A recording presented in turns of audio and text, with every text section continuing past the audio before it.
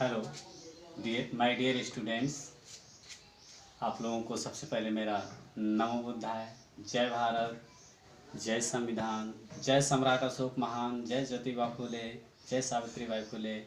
आइए बच्चों, मैं आज आप लोगों को पुनः आपके जो क्लास चल रहा था रसायन की भाषा, जिससे मैंने आप लोगों को तत्वों के संकेत के विषय में बतलाया था, कैसे उनको प्रदर्शित किया, कि जो टॉपिक्स थे, अवधारणाएं थे, उसके विषय में मैंने बतलाया था।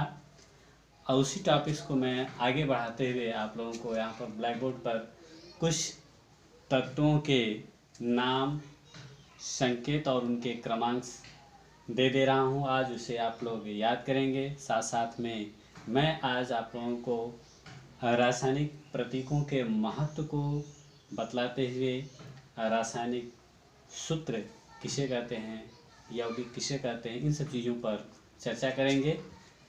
तो आइए हम लोग चलते हैं। यहाँ पर कुछ तत्वों के नाम सीरियल से आप लोग लिख लेंगे उसे याद करने के लिए। चाहे किसी भी कक्षा का छात्र या छात्रा हो, क्लास 6 से लेकर आप लोग 12 तक के बच्चों के लिए याद कर सकते हैं। इस चीज़ों को जानकारी आप ले सकते हैं। तो सबसे पहले मैं क्रमांक यहाँ पर लिखता हूँ। क्रमांक तत्वों के नाम, संकेत, परमाणु क्रमांक। ठीक है। तो यहाँ सबसे पहले आप लोग जानते हैं कि नंबर 1 संख्या पर रखा गया है हाइड्रोजन। दूसरे पर इसका संकेत आपका H और क्रमांक 1 है। दूसरा आपका है हीलियम, He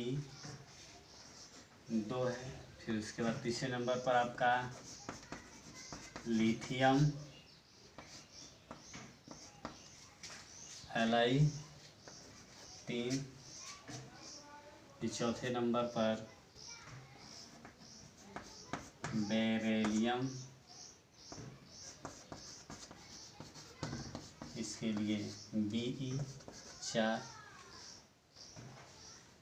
पाँचवें नंबर पर बोरान, B संकेत दिया गया है। तो यहाँ पर नंबर 5। छठे नंबर पर कार्बन है, C है 6। सातवें नंबर पर नाइट्रोजन के लिए N 7। आठवें नंबर पर आपका ऑक्सीजन के लिए O संकेत दिया जाता है 8। नौवें पर आप लोग जानते हैं फ्लोरीन के लिए F 9। फ्लोरीन हो गया। मैं आप लोगों को बच्चों यहाँ पर इतना आप लोगों का ब्लैक बोर्ड भर गया है, इसे साफ कर देता हूँ। मैं आगे आप लोग अपना कार्य करते चलेंगे। ठीक है। 10वें नंबर पर आप लोग जानते हैं नियान, Np। 11वें पर सोडियम, Na। बच्चों यहाँ पर आप लोग देख रहे हैं कि सोडियम के लिए यस होना चाहिए अंग्रेजी नाम अगर देखते हैं, लेकिन यहाँ पर यह नहीं लिखा गया। तो यह जो है लैटिन भाषा से लिया गया संकेत इसका है। देखेंगे जैसे मैं कल आप लोगों को बताया था। 12वें नंबर पर आपका आता है मैग्नीशियम,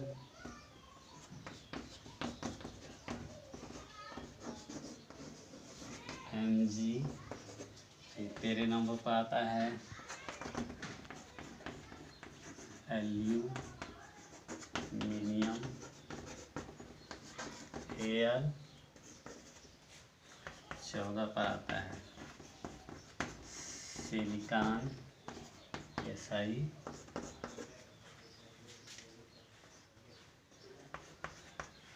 15 पर आता है फास्फोरस।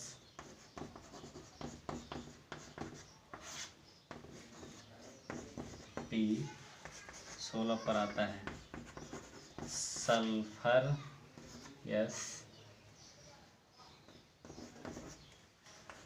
17 नंबर पर क्लोरीन, क्लोरीन के लिए हम लोग Cl संकेत देते हैं 17। 18 नंबर पर ऑर्गन,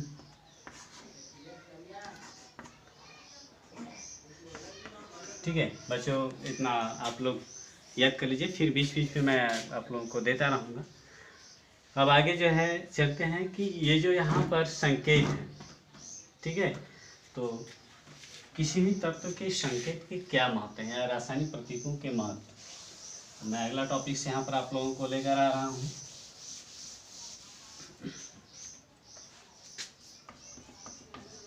रासायनिक प्रतीकों, यहाँ पर आप लिख सकते हैं तत्वों के प्रतीकों का महत्व, ठीक है बच्चों। तो यहाँ पर सबसे पहले आप लोग देखें किसी भी तत्व का जो प्रतीक होता है या संकेत होता है उसका क्या महत्व है। तो सबसे पहले आप लोग देखते हैं कि किसी भी तत्व का जो प्रतीक है वह क्या प्रकट करता है। किसी भी तत्व का पहला नंबर आप जो है किसी भी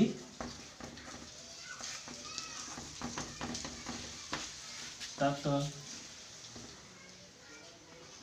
का नाम संक्षेप में प्रकट करता है, ठीक है। पहले आप लोगों ने देखा है कि जो तत्व के प्रतीक होते हैं किसी भी तत्व के नाम को संक्षेप में प्रकट करता है, ठीक है।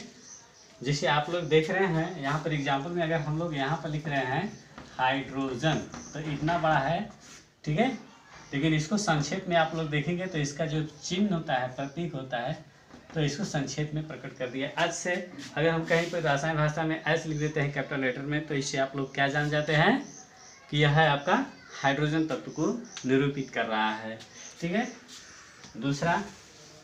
दूसरा पॉइंट अगर हम लोग देखें, दूसरा पॉइंट प्रतीक चिन्ह से क्या प्रकट होता है कि यह तत्व का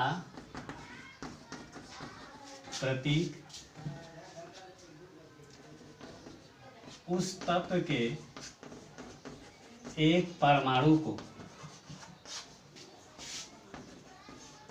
प्रकट करता है। क्या करता है बच्चों?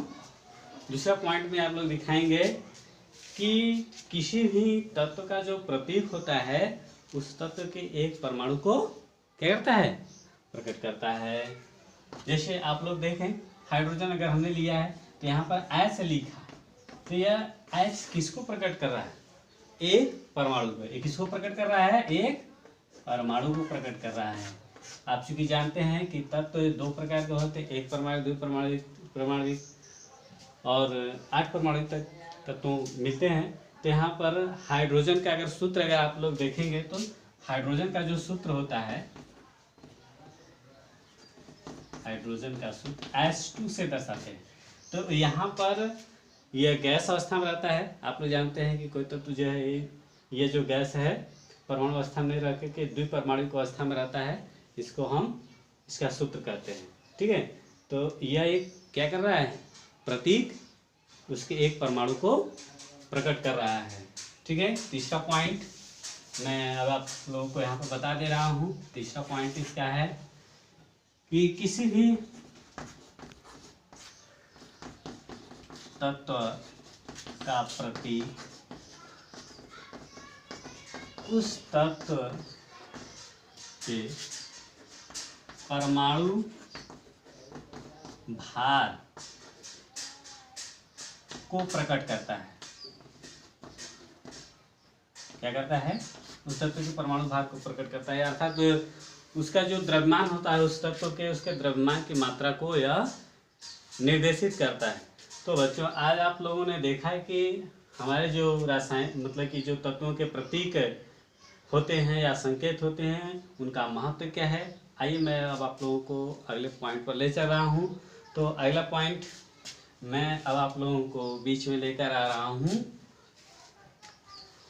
रासायनिक यौगिक किसे कहते हैं?